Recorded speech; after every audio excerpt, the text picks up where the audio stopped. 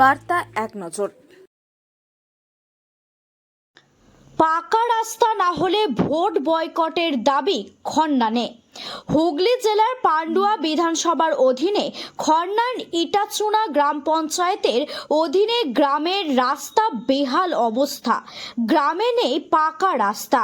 গ্রামবাসীদের অভিযোগ, দীর্ঘ 35 থেকে 40 বছরের বেশি সময় ধরে এই রাস্তা কাঁচা।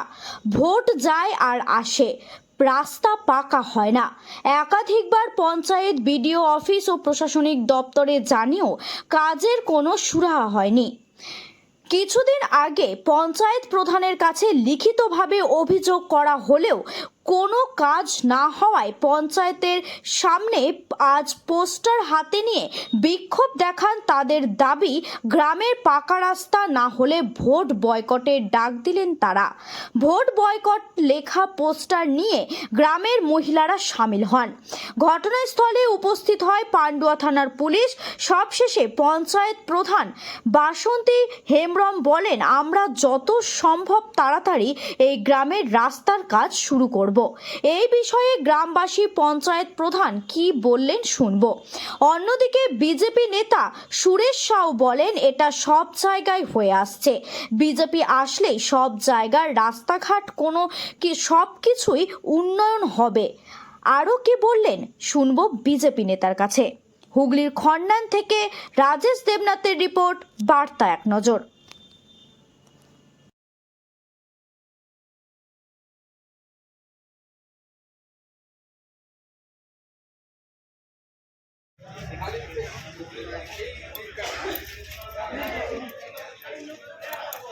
রাস্তাটা কোনো ব্যাপার না, কোন পার্টি করছে আমার দেখার দরকার নেই, আমার রাস্তা নিয়ে দরকার।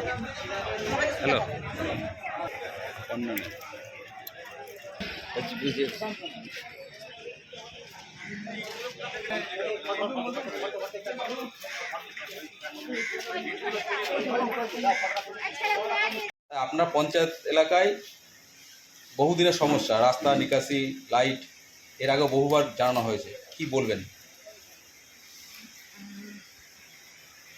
এর আগের বারে এসেছিল, একই কথা ওনাদের সাথে আজকেও আগে কথা হয়েছিল বা আজকেও কথা হয়েছিল। সামনে আমার শুক্রবারে মিটিং আছে, জেনারেল মিটিং, সেখানে বডিতে আলোচনা হবে। হ্যাঁ, ওখানে মেম্বারকেও বলা হয়েছিল, মেম্বার স্যাপ পাঠানোর জন্য সিদ্ধান্ত যেটা হবে সেটাই।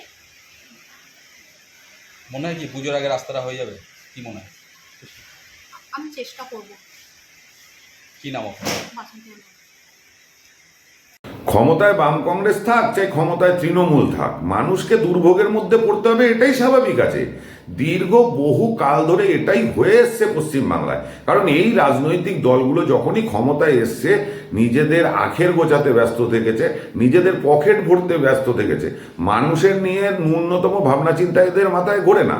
যার কারণেই খন্নান অঞ্চলের একাধিক রাস্তাঘাটের বেহাল দশা, একাধিক জায়গায় জল নিকাশি ব্যবস্থা খারাপ।